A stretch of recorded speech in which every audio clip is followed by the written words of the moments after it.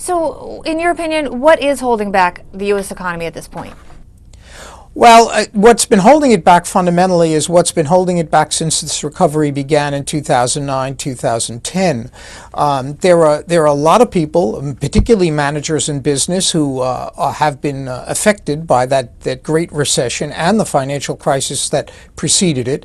And so they're moving very cautiously. They're reluctant to hire, they're reluctant to expand, they're reluctant to spend money. They have an enormous amount of cash on their balance sheets. They're reluctant to use it.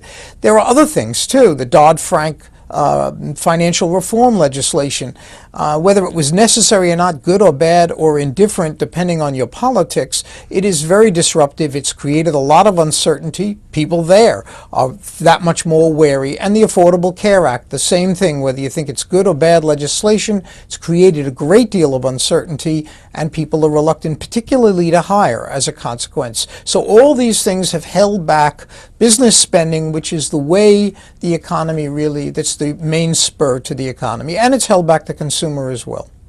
And we also, I should mention today, got the ISM data showing the services sector grew at its slowest pace in about 4 years. And the key point in that report was the employment index. That fell into contractionary territory for the first time in more than 2 years. Were you surprised to see that turn? Well, I was surprised to see how much of the move. You got to be wary about these month-to-month numbers, but we were not surprised to see the disappointment there. The services suffer more in this weather than the manufacturing side, which surprised on the upside.